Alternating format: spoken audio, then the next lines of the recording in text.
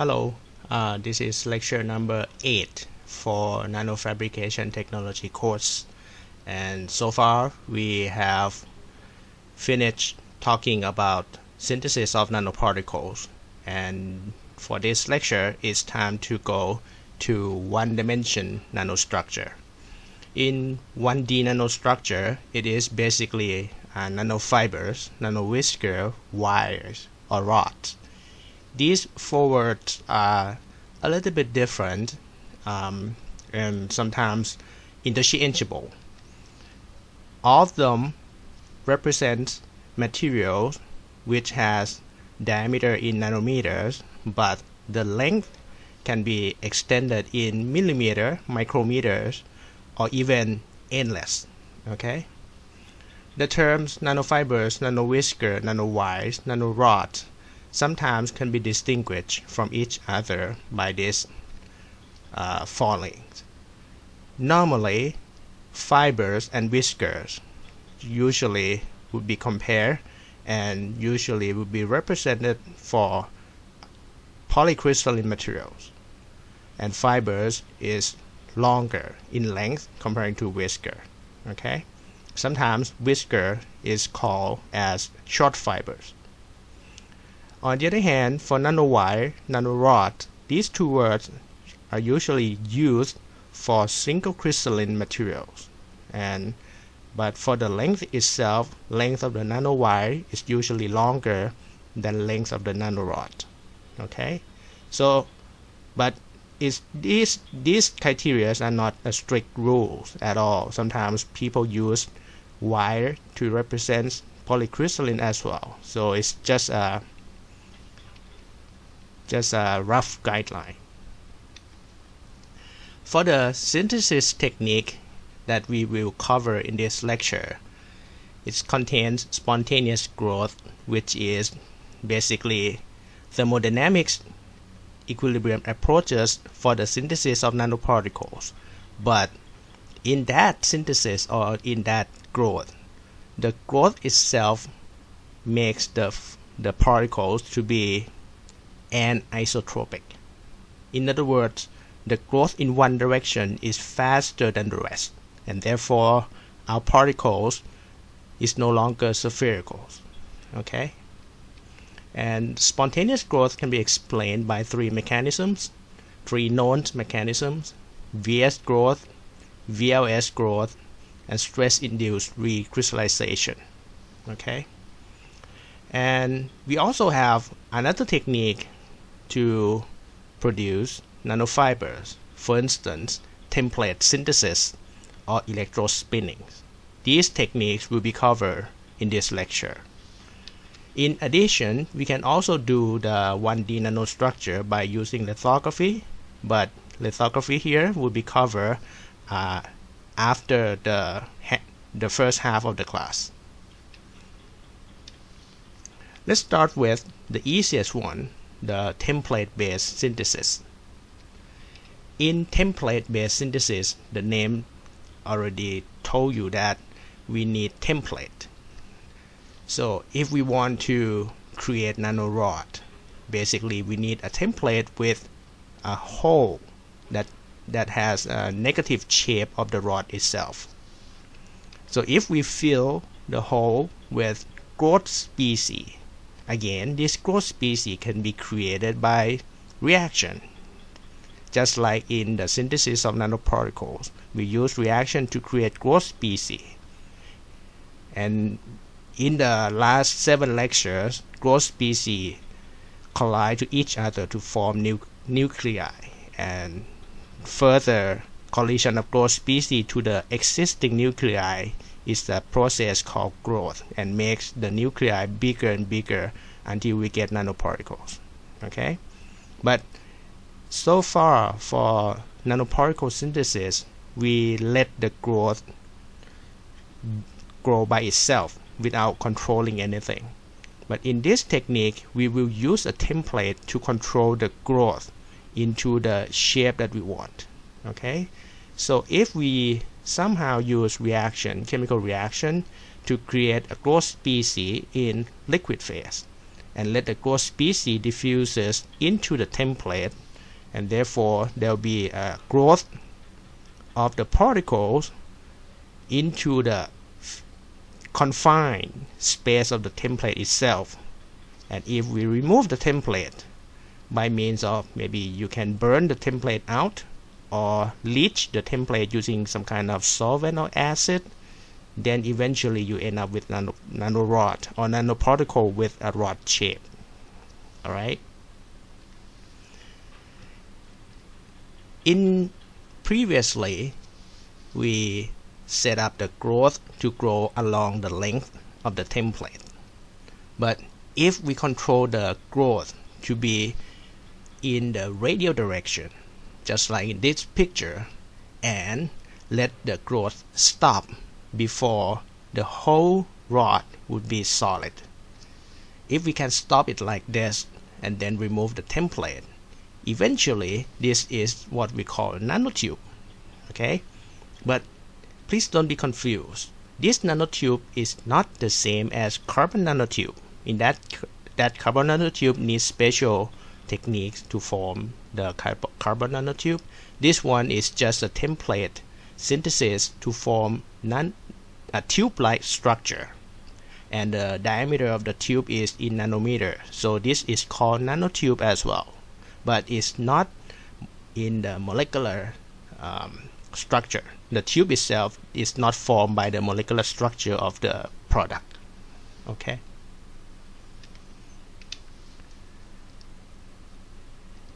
The template that we will use usually supposed to have the special characteristic.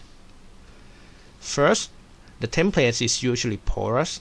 Okay, the holes inside the template, it would be easier for us to use pre-existing holes. That means we use the material which already have holes. That material is called porous materials. If the holes is in nano size, then we can use that porous materials as a template for the synthesis of nanorod right away. The good templates must be compatible with the processing conditions. For instance, if the reaction that produces the growth species takes place at high temperature, the template must be able to withstand such high temperature. If the reaction to produce growth species takes place under low pH, acidic condition, then our template must be able to withstand acidity and so on. Okay. Also, the growth species must wet inside pores or inside wall of the pores. Otherwise, for instance, if the template is hydrophobic and the growth species stay in aqueous solution, the aqueous solution cannot go into hydrophobic wall, or it does not wet the wall, then the growth species will not be grown onto the wall of the pores. Okay, so the important characteristic of the template materials also concern wetting of the template wall.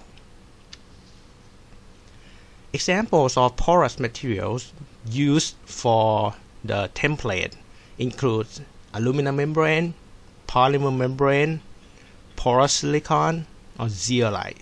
And we discussed zeolite as porous materials, natural porous material, since the very beginning of the class. And you should notice that we use membrane a lot. Okay, membrane is fabricated so that there's a pore inside, and that pore can be controlled, and we can use the membrane as a template for the synthesis of nanorod. The pore itself can be created by natural material. For instance, zeolite is natural porous materials. We can pick the zeolite to be used as template as right away, or we can create the pore by ourselves by doing etching, either by chemical etching or using some sort of radiation to create the etching effects to create the pores. That could also be done. Okay. The way to deposit growth species into template can be done in many ways. For instance, not only we just put the template inside the reaction that produces the growth species, we can also do electrochemical deposition, just like this configuration. In this configuration that we learned in high school, we have anode and cathode. If the anode is some sort of metal, we can, once we apply the potential, there will be metals, metal moving from anode to cathode, and then reduction will take place on the cathode and growing the metal plating, right?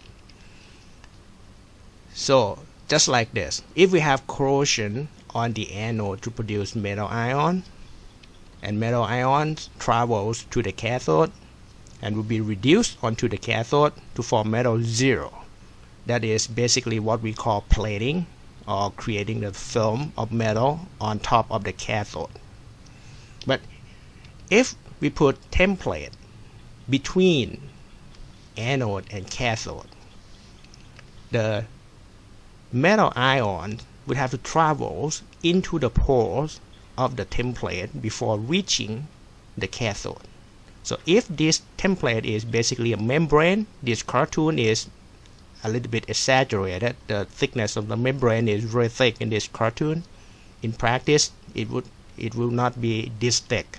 Okay, but if we can have metal cation traveling inside the pores and will be reduced at the bottom of the pores, what we form would be something like this within the pores.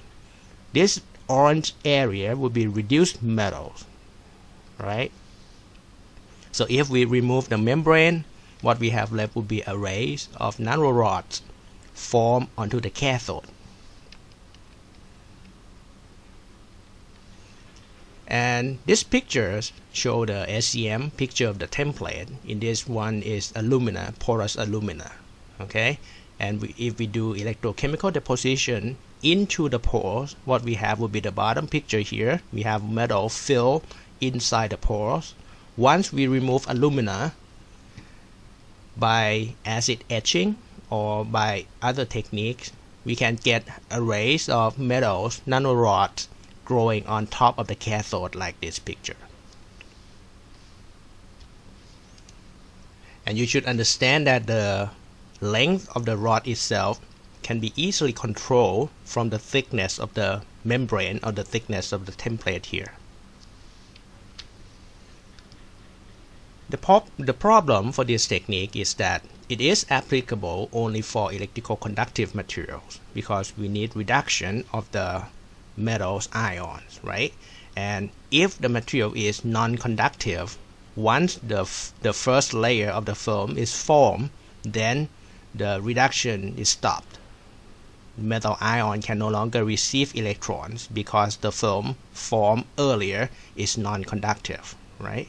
So therefore, the technique is only applicable for electrical conductive material. It can be used, or it can be tweaked a little, so that we can fabricate tubular rod as well, if we somehow let the growth species deposit onto the wall of the template first, or the reduction takes place on the inner wall of the template before at the bottom of the well. Okay, that can be achieved by chemically derivatize the pores wall, so that deposition takes place on the wall at the same time or before deposition at the bottom of the wall of the well. Okay, the second technique to deliver growth species into the template is called electrophoretic deposition. This one relies on this picture, this cartoon. If you recall our lecture number 3, when we talk about stabilization of nanoparticles by using charge, okay, that was called electrostatic stabilization.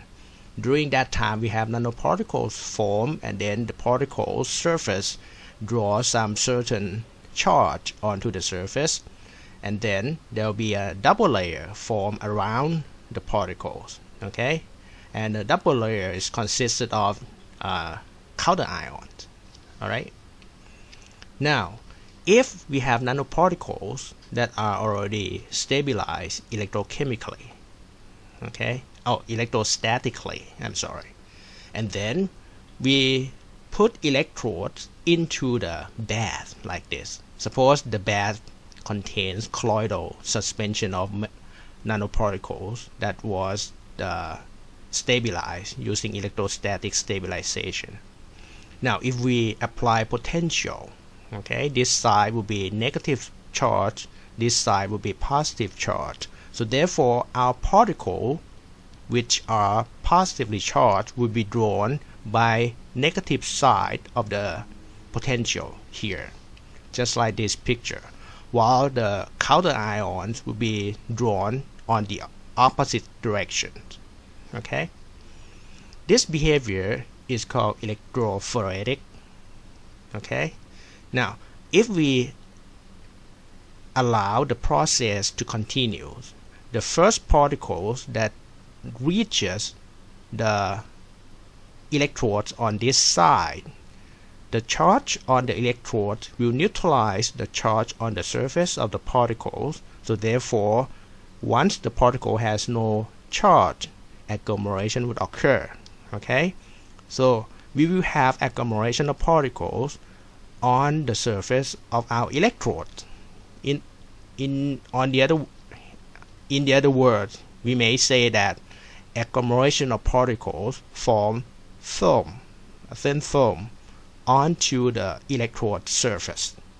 Okay, so if we put our membrane or the template in front of the electrodes and let the nanoparticles goes into the pores, the agglomeration of particles should take place within the pores itself, and therefore we have controlled agglomeration to form bigger structure, and that structure would be our nanorod, just like this picture. So the purple area is basically nanoparticles agglomerated together or grown into larger structure, into larger nanorods. Okay, so of course in this technique you have to understand that the initial colloidal suspension or initial salt that we use to form this rod must be really small. Okay, so that after agglomeration the size of the rod is still in nanometers. So as I said, when we have electrophoretic deposition, the double layer that stabilize the nanoparticles collapse at the electrodes or neutralize at the electrode, and so forth. Therefore, there will be agglomeration or coagulation of particles. Of course, these particles, if the particle size is really small, it is called salt, right? So once you have coagulation of salt, basically it's just following the same principle of salt gel process. This technique can be done to non-conductive materials because it relies on the neutralization of the charge. Okay, it's not necessary. We don't need the materials to be conductive as long as the double layer would be destroyed. And you have to realize also that destruction of double layer in this case is not totally required. Okay, in our lecture 3 we learned that even though we have double layer, we can still get agglomeration if the collision of particles is larger than the energy barrier, right? So even though we do not neutralize the double layer by neutralizing charge, even though we still have the double layer, but as long as we have collision of particles in confined space and that collision is stronger than the energy barrier, agglomeration still takes place. That's why we don't need this technique for the electroconductive materials. It is not limited to electroconductive material. Okay. The third technique is basically filling of the template by many things. For instance, you can have melt or solution. If this is a wall of the template or membrane, if we have solution which is drawn into the pores by capillary force, because the pore size here is really small, and when the size of the pore is small, capillary force is really large. Okay, it can drive liquid inside the pores.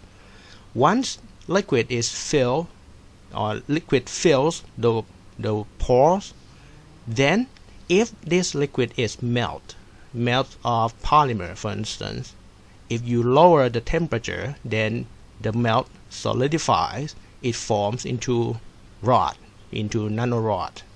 Or if the liquid is solution, then we can also drive the solution or drive the solvent through these membrane walls, leaving only the solute inside.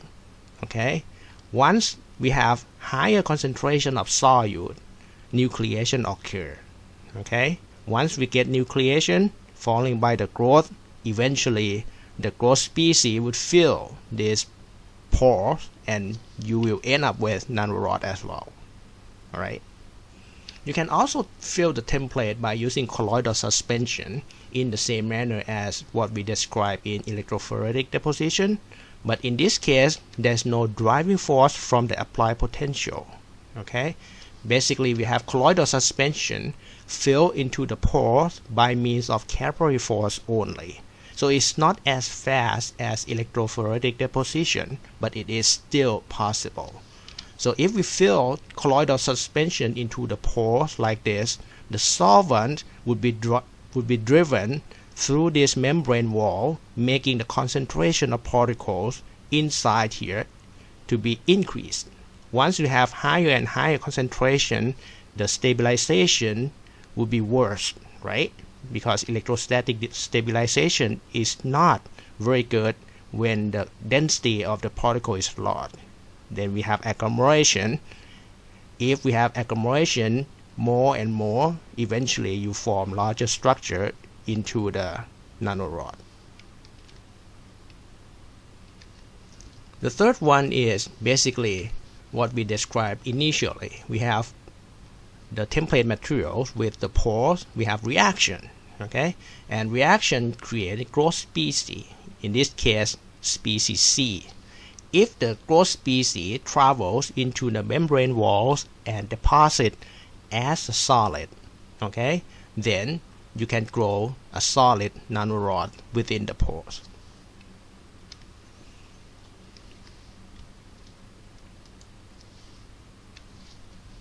So let's go back to this overview.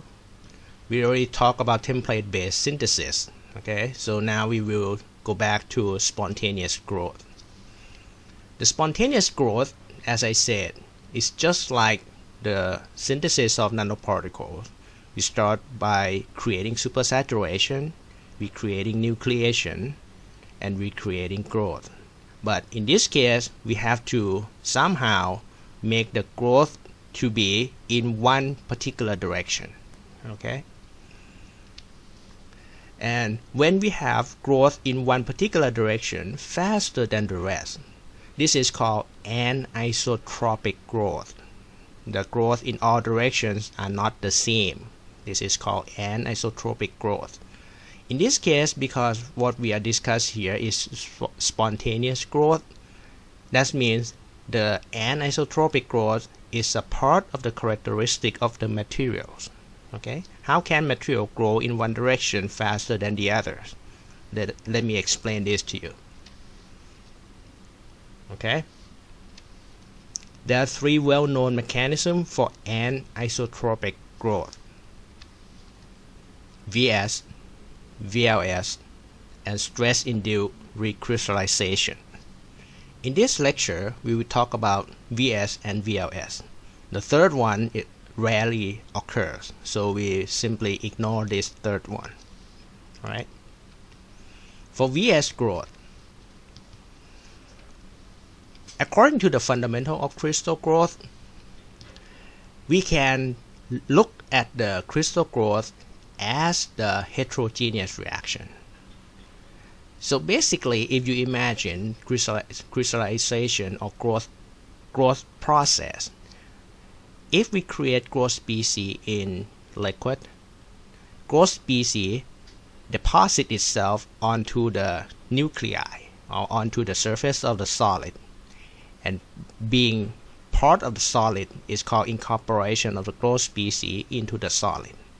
It is very similar to just heterogeneous reaction, starting from reactant and end up with the product, which is solid. Okay, so if we have the existing surface, in this case this existing surface, solid surface, is the surface of the nuclei. If we have growth species, it has to travel from bulk liquid to the area around the solid. Okay, the traveling here is done by diffusion, and then it has to travel through the mass transfer resistant film onto the surface of the solid. This process is called adsorption. Okay, it's travel from liquid onto the surface of the solid. It may desorb from the surface if it has higher energy than the energy binding it to the surface. Of course, once it adsorbs onto the surface, at first it would form physical adsorption onto the surface. If the energy that the growth species has is higher than the energy that hold the species onto the surface, then there's a chance for desorption. But if the energy is not as high, then the growth species will stay on the surface, but it is not necessarily limited to only one location. The growth species can still walk around onto the surface. This behavior is called surface diffusion. Okay, it's just a result of random movement of atoms onto the solid surface. Now, once the growth species finds good spot, it will be bound to the surface. This process is called irreversible incorporation. But irreversible incorporation may take place with some sort of reaction, and that reaction may produce byproducts. The byproducts will be desorbed from the surface to bulk liquid through the mass transfer resistant film and diffuse to the bulk liquid later on. Okay, so what we have left would be growth species as part of the solid. Now this one would be part of the nuclei and making the nuclei larger. This is the process of the growth. Okay, now if we look at the whole process, it may be divided. The chance that the adsorption or the incorporation on the surface would be rate limiting steps are very high. So either we have adsorption as limiting steps, or we have surface process as the limiting step. Okay, so this one is called adsorption limited process if we have adsorption as the slowest process. But on the other hand, if we have this step to be the slowest step, it will be called surface growth limited process.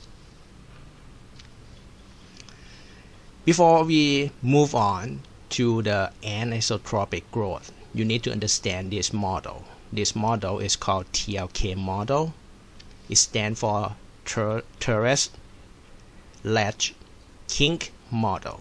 Okay, so if I have bulk materials like so, this material is formed by simple cubic cells. Okay, I will start with simple cubic cells. If I cut materials like this, exposing new surface, okay, you get this as a new surface. just like when we discuss about surface energy. But now if I represent each atom, instead of using a ball, a spherical ball like this, if I represent each atom by using a cube, I can translate this picture into this picture. Okay, so when I use a cube to replace a ball, then you can see that the surface here is really smooth. Okay, so in reality it's not this smooth, it still have a bumpy because of the spherical features of atoms, but really it really smooth. It's smooth in atomic scale. Okay,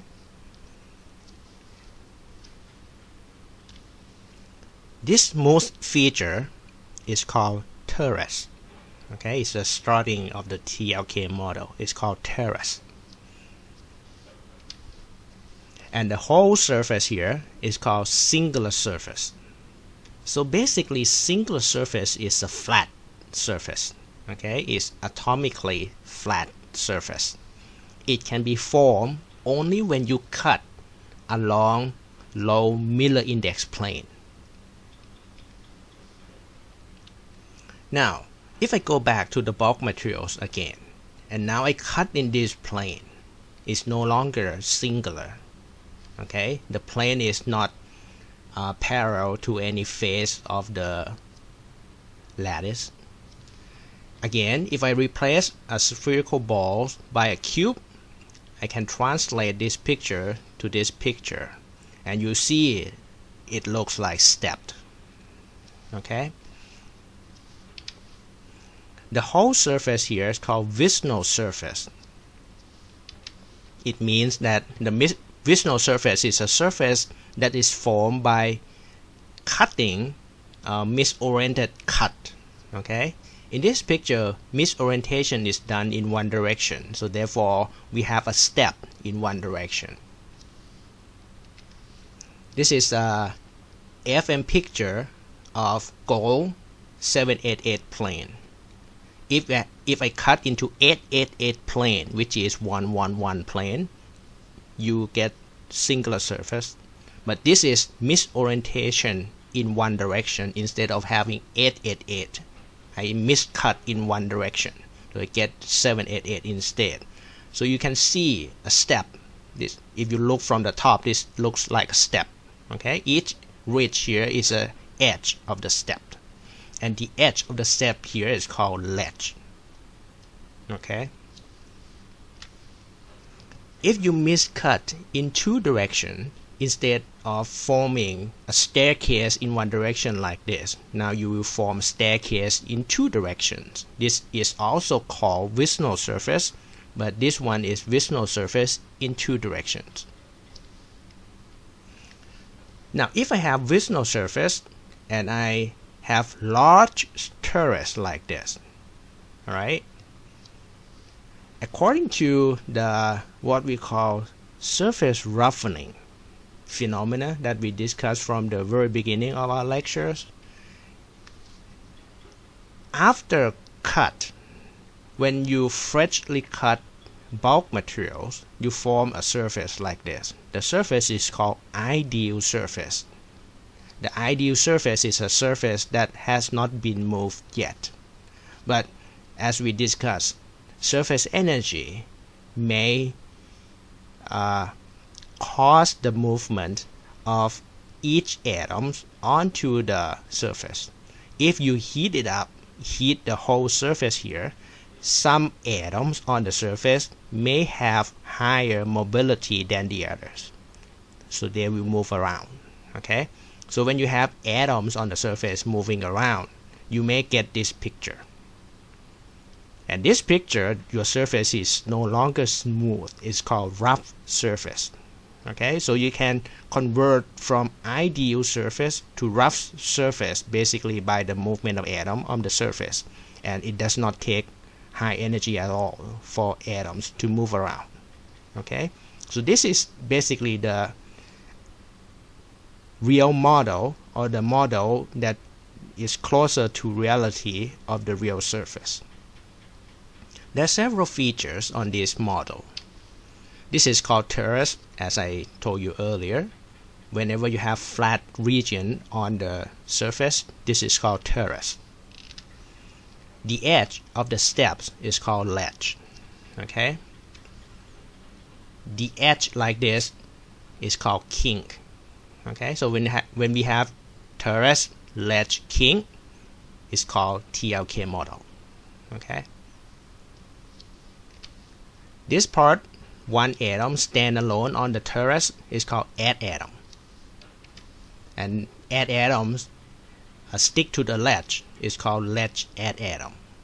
Okay, these are features on the real surface. And you see right away that atoms on each feature has different number of bonds. Okay. Oh, this one, the hole onto the terrace, is called vacancy. Now, the number I put in the parenthesis here is the number of bonds each atom have.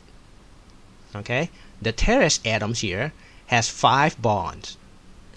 1, 2, 3, 4. Another one and 4 atoms underneath, right? 5 bonds. On the other hand, add atoms here has only one single bond to the atom underneath itself. So if you keep counting like this, you end up with different numbers of bonds for each location. Okay? The point is, if the number of bonds are different, first it means that each atoms on each location are not the same in terms of stability. Okay? Atoms on the terrace, or atom as part of the terrace, supposed to have higher stability than atoms on the kink. Okay? So if you compare, you see right away that add atom has the lowest stability. On the other word, you can say that add atom has the highest energy. Okay? If it has the highest energy, it has the highest chance to move around. So if my add atoms here moves from this position to the kink, now it will be part of the kink. Initially it has only one bond. Once it's being a part of the kink, now it forms 3 bonds, right? One bond here, one bond here, and the other bond underneath here. It's changing from 1 bond to 3 bonds, basically from the change of location. So if you imagine add atoms having energy high enough to move, okay, that means it has energy higher than the bond that hold it to the same position. So if it has energy higher than 1 bond, it can move around. So once it stays here, it forms 3 bonds. Its own energy for mobility may not exceed 3 bonds anymore. So in that case, this atom tends to stay here, right? In other words, I can say that once these add atoms move to the kink, it becomes more stable. Okay? So another add atoms or another growth species lands on the surface, being add atoms moving around on the surface, which is called surface diffusion. If it finds the ledge in this picture, now it becomes more stable. It will stay here. Okay? Or you can fill in the vacancy. If you fill the vacancy like this, the number of bonds increases from 1 single bond to 5 bonds right away. It becomes much more stable. Okay? Please understand that the number of bonds that I use in this picture only is only derived from the simple cubic cells. If you look at the material in different Brevik systems, then the number of bonds will be totally different. Okay? My point is that whenever we have add atoms moving from the lone atom on the surface to location where we have kink or ledge, it will become more stable and it has lower potential to move. Okay? Now if I have add atoms walking around onto the terrace for a while, if it cannot find the ledge or the kink, it may have a chance to dissolve. Okay? Because along the way when it walks onto the terrace, it's constantly having only one bond, right? So if the energy is higher than the holding energy, then it either move around or dissolve from the surface. In this picture, you may have dissorption. Now, if we look at the process of the growth, that means we have growth species land onto the surface, walk around before it being part of the solid. You can divide the whole growth process into two steps: adsorption of atoms from bulk to the surface and surface diffusion of add atoms. Okay? So, adsorption rate can be described as condensation rate. Think about this. Adsorption means that you have growth species in fluid, either gas or liquid, and then land onto the surface, diffuses to the surface, right? That is process of adsorption. That means you have atoms in fluid that can move around or swim around in fluid and then land onto the solid.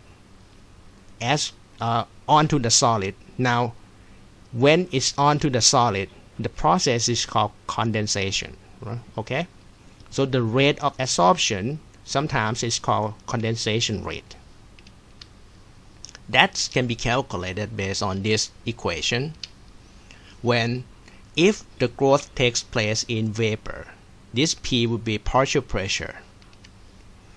Alpha is called accommodation coefficient. Sigma here is degree of supersaturation, okay? And M is atomic weight. K is Boltzmann constant. All these variables are familiar to you, I think, except only one variable, accommodation coefficient. Accommodation coefficient is defined like this equation. It's the number of growth species incorporated or stick to the surface divided by the total number of growth species impinging to the surface. So think about this. Imagine you have 10 balls of clay. Okay? You may have modeling clay. Put the modeling clay into small balls, 10 balls, and you throw them to the wall. Part of the balls that you throw to the wall may stick to the wall. Some of them would fall down. If you imagine that, the number of the balls stick to the wall divided by the total number is called accommodation coefficient. Okay? So if you have accommodation coefficient of 1, that means no matter how many balls you throw to the wall, they all stick. That's the accommodation coefficient of 1. Okay? So if you have accommodation coefficient of 0, it means all the balls bounce back. No balls stick to the wall. Alright? So you can see right away that accommodation coefficient actually is a characteristic properties of the wall itself. The wall that easily stick to anything else should have higher accommodation coefficient. Okay?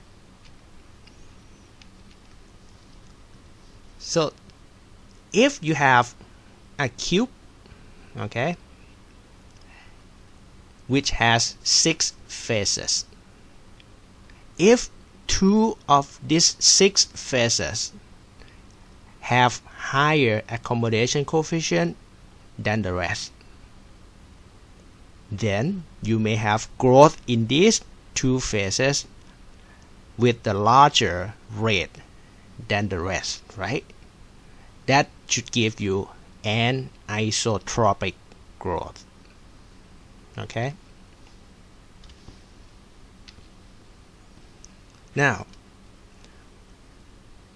we have growth species formed in fluid. We put growth species onto the surface. That is called adsorption. Okay?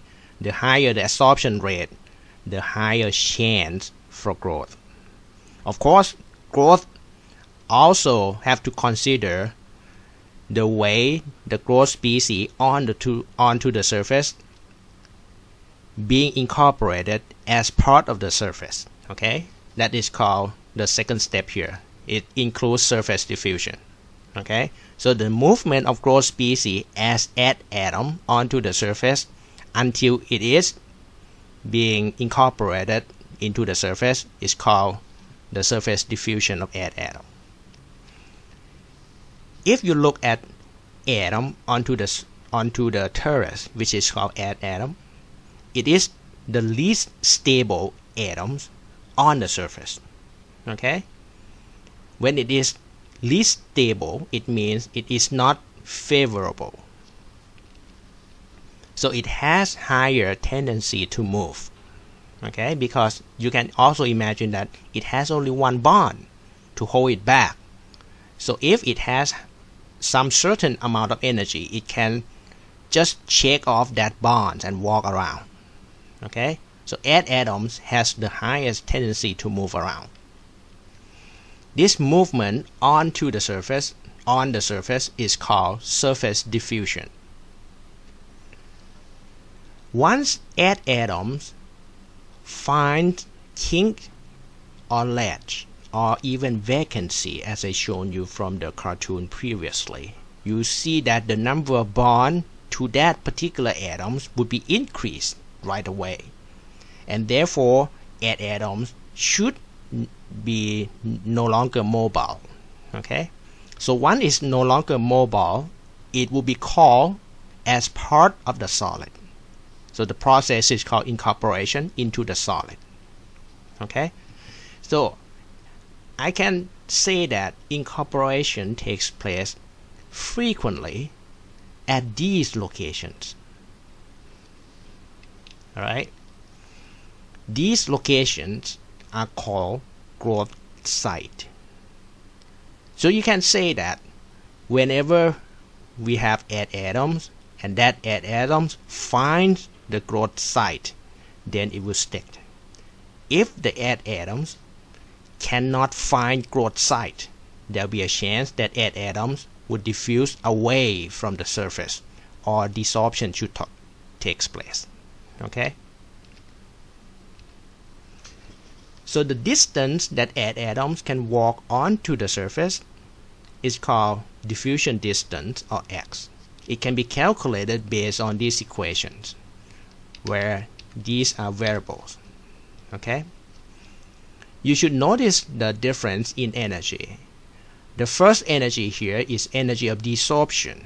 Okay, subtracted by this energy called activation energy for surface diffusion. Think about this. If the activation energy for surface diffusion is small, that means the atom requires very small amount of energy to move. When it receives only small amount of energy, it can move. Okay, so if the activation energy of surface diffusion is small like that, you can also say that it means that the strength of the bond that hold the atom back to the location is small. It can be overcome easily. Okay, when you have small activation energy for surface diffusion, diffusion distance is large. So if atoms is hold back with small amount of energy, that means it can shake it off and walk around for long distance. Alright. On the other hand, if the desorption energy here, okay, if it is small, that means the atoms can easily desorb out from the surface. When this number is small, the distance is short. Okay, so it means that if desorption energy is small, when atoms walk around only for short distance, it would rather desorb out. Alright, so one particular atom can walk for long distance. When desorption energy is large, it's very hard for atoms to desorb, and the energy hold it back is small. Then it can walk around for a long distance. What would happen when it walks around for long distance? There will be a chance, if it can walk around for a long distance, it has higher chance to find growth site. Okay? So if you compare between the average distance that atoms can walk to the distance between growth site, let's imagine you have atoms landing onto the surface right in between growth site. Okay, it has to walk around until it finds growth site. If the average distance that it can walk around is shorter than distance between growth site, it has higher chance for atoms to desorb before reaching the growth site. Okay, so in that case, it means the growth is failed. Okay, there will be no growth.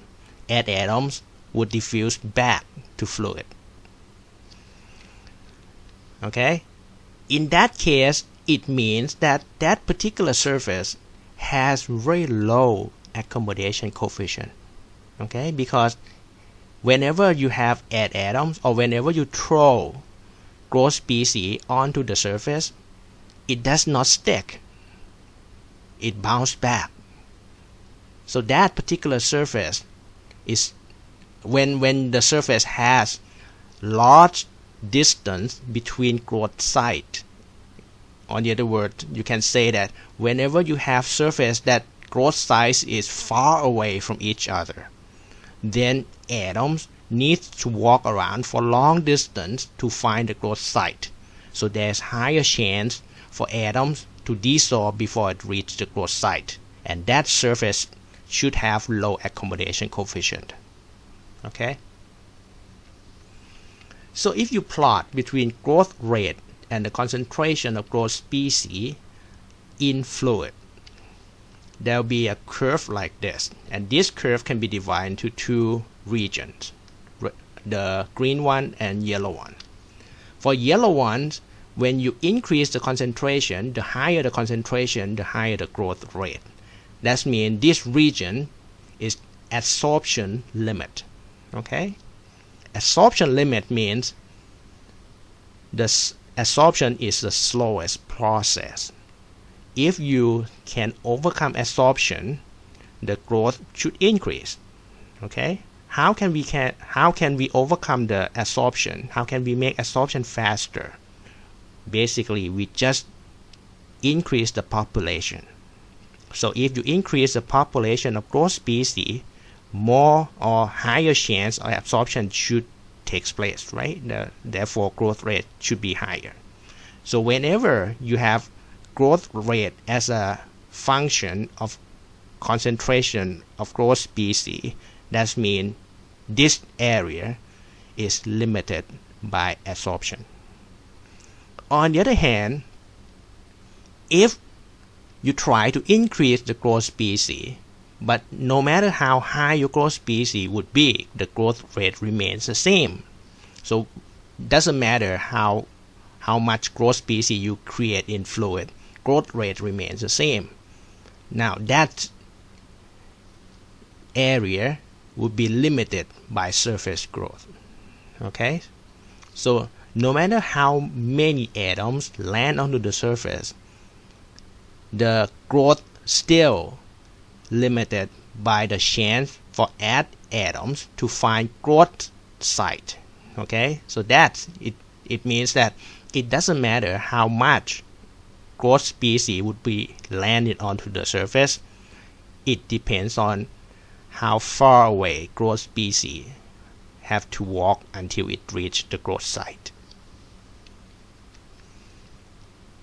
Now, each facet of the crystals would have different atomic density, just like what we learned when we look at lecture 2.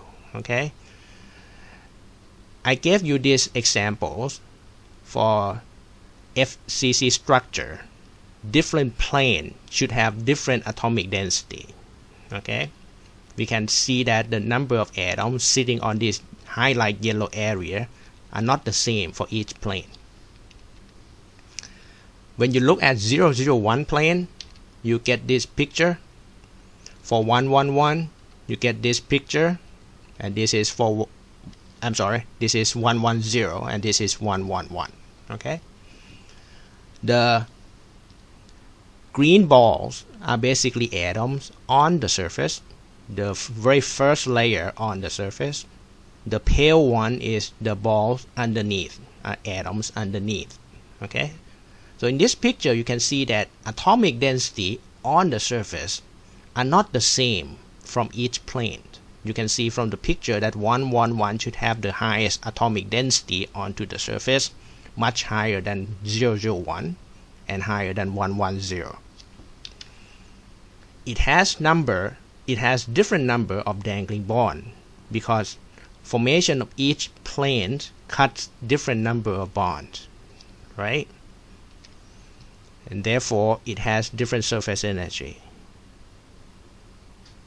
You can also revisit lecture 2 for this. Now, all of these differences give you different growth rate on different plane. Okay, so you can see that even though all of these planes are basically torus, but still energy are not the same, atomic density are not the same, and therefore growth rate will be different. So if I have a nuclei forming like this, and I form some certain planes like 001 here, 010 here, highlight in blue, 101, 011 in yellow, and 111 in pink. Okay, if my nuclei looks like this, then if I change from this plane into atomic configuration like this, you see that 100 is basically stepped. It consisted of many steps. 001 is torus, and 111 is basically kink. Alright, so on top here is called flat surface, the orange one is called step surface, and 111 is called kink surface. Okay, so if I have growth species from fluid land onto the surface, this is called adsorption, right? And atoms walk around onto the surface is called surface diffusion until it finds ledge. When it finds ledge, it is incorporated as part of the nuclei. Now my nuclei is a little bit bigger. The process is called growth. Okay, so you can see that when we have growth species lands on the surface, it has to walk around for a while. If it lands onto the kink surface, it can be incorporated right away.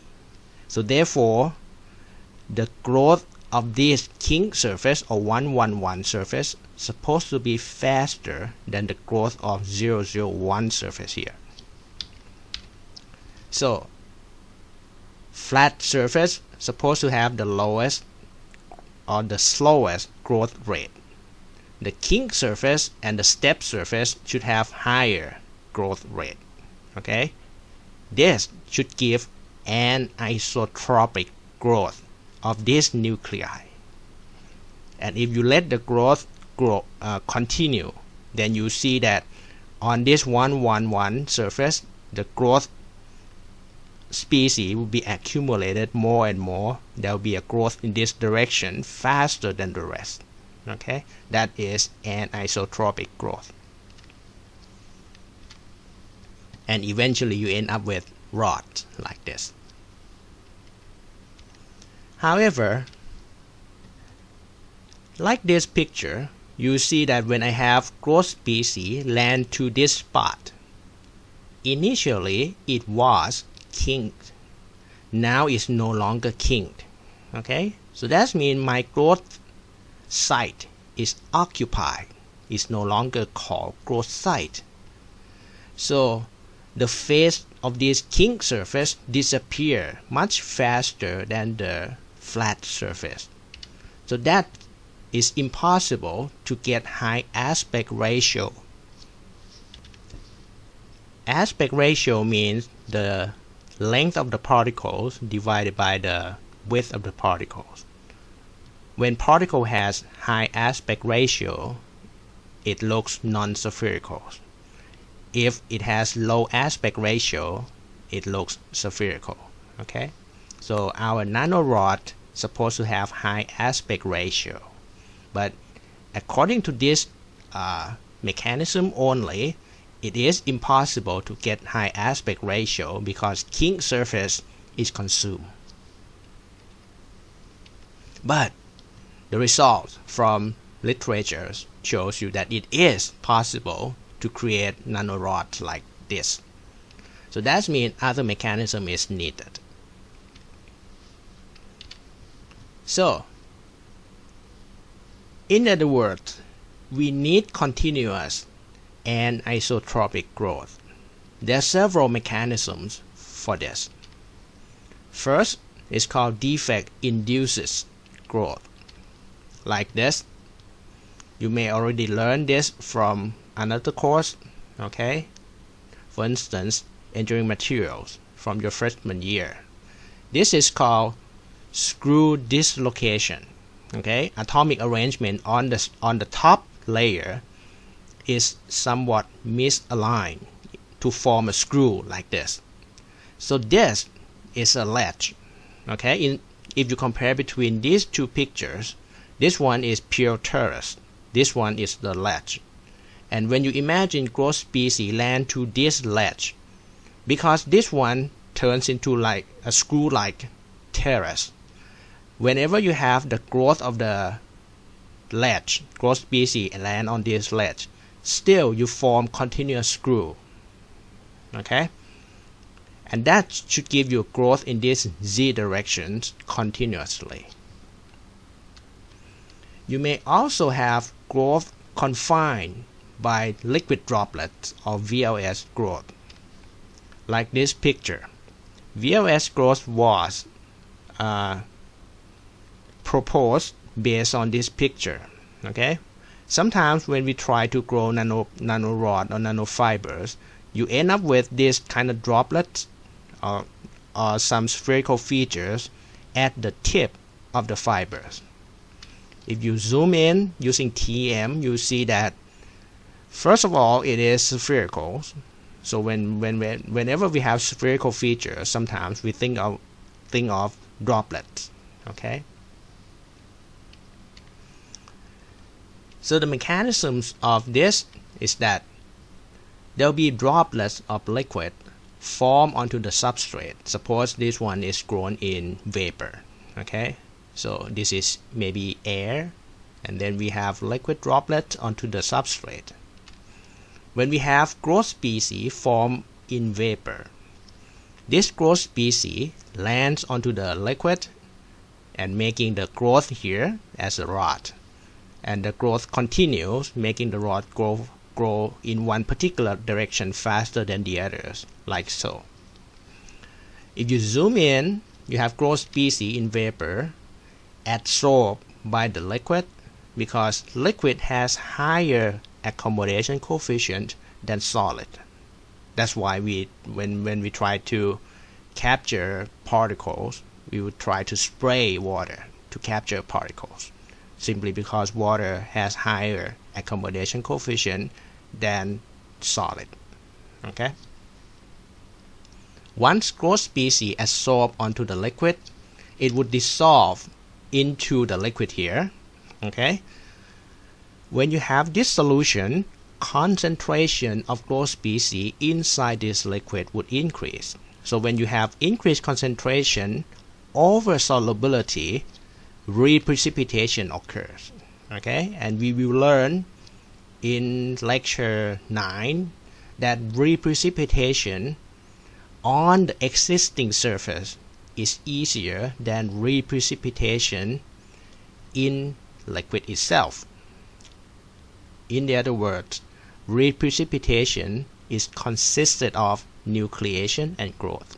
Okay, nucleation on existing surface, which is called heterogeneous nucleation, is easier than nucleation in the liquid itself, which is called homogeneous nucleation. So there will be higher probability for growth species to redeposit onto this existing layer of solid. Okay, so this darkened layer is the growth species that are that would give you the growth in this particular direction. Then it will be part of this rod. So if you keep this growth to continue, the rod would grow like so. Okay, since the growth species dissolve into this liquid only, and since the deposition of growth species onto this liquid is faster, much faster than deposition of growth species on the solid. Remember, because the accommodation coefficient of liquid is much higher than accommodation of solid. Therefore, the growth in this region will be much faster than growth in this region. That's why we have the nanorod in this particular direction. And the diameter of nanorod is confined by diameter of the liquid itself. The whole process here is called VLS growth.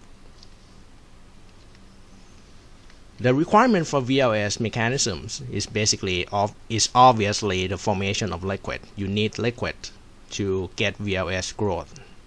And distribution coefficient of the catalyst must be less than 1. What is the catalyst? This catalyst is basically what that would be turned into liquid.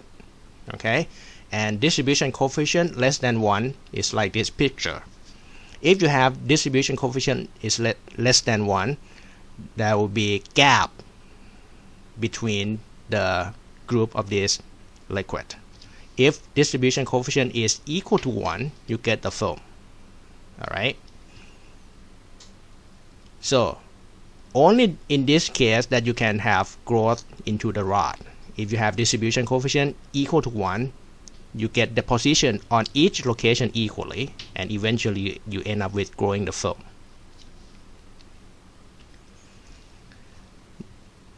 This catalyst, under the reaction condition or the condition for the growth, must be turned into liquid.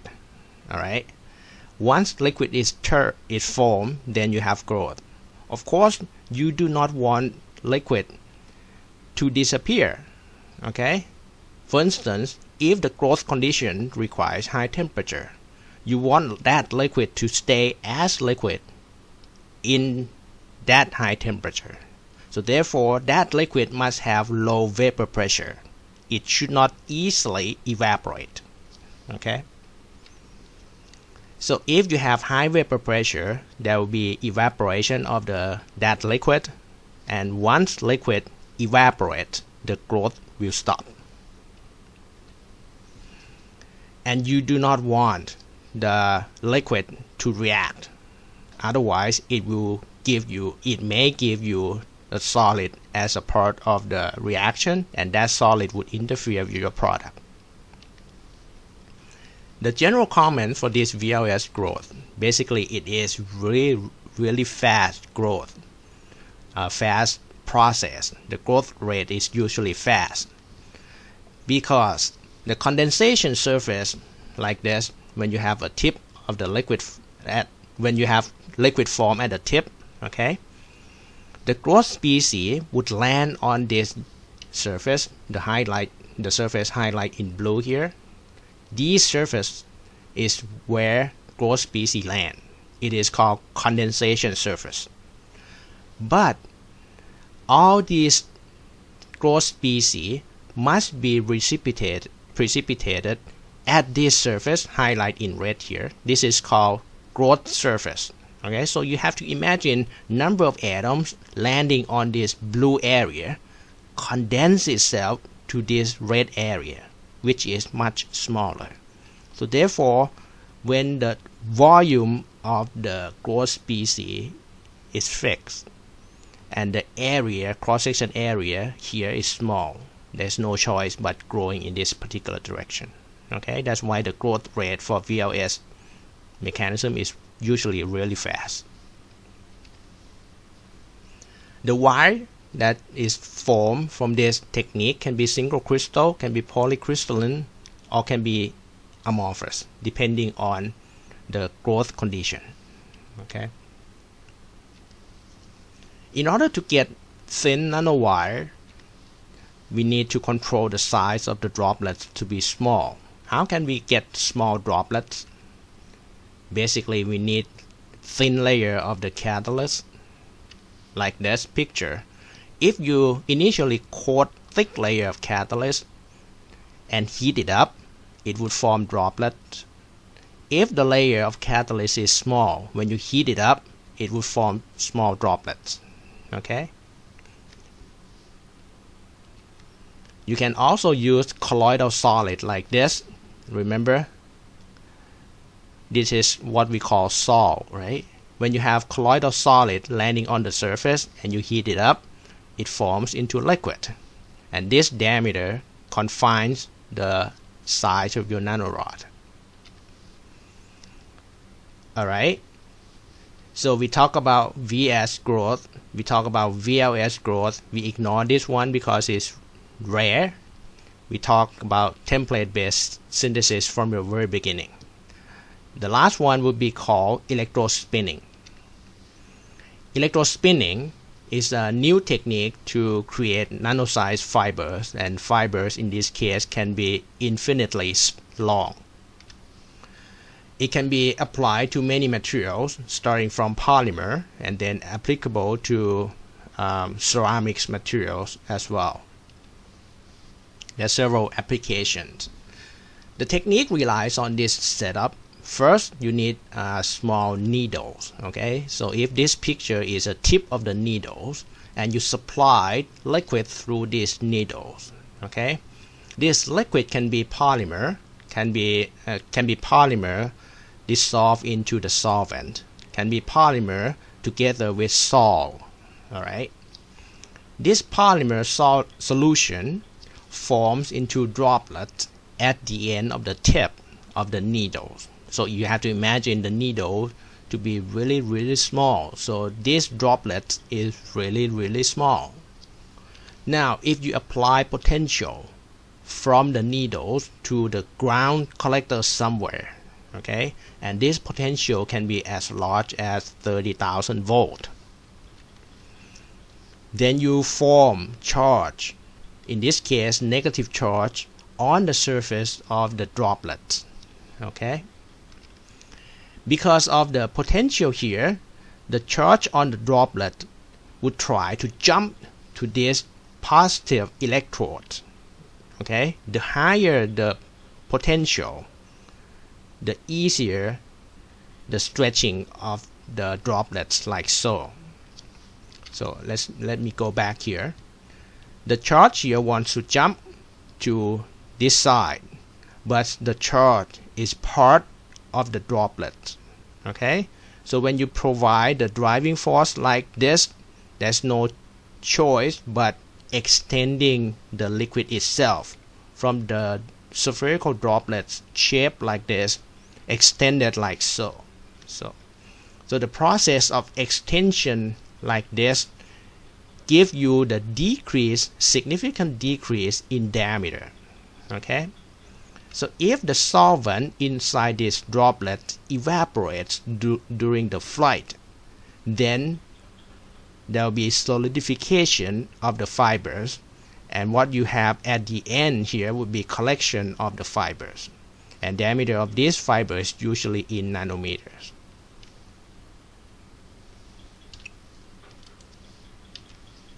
And this is real video for actual electrospinning. Okay, you can see the stretch of the droplets. Okay, and in actual situation, the situation is more complicated. There's a what we call instability of electrical field that would make the circular motion of the fibers. Okay, so these fibers would be deposited onto the collector like this, and you can see that diameter is really small. This is 5 micrometers, so diameter is around 100 or 200 nanometers, but the length is really long. Okay, aspect ratio for this technique is really long. Theoretically, you can produce fibers with endless length because you can continuously supply liquid through the needles. If the rate of supply of the liquid is the same as the rate of the stretching, then you can continuously produce endless length of the fibers. Alright, so this technique is the last technique that we will discuss in this lecture for the fabrication of one-dimensional nanostructure.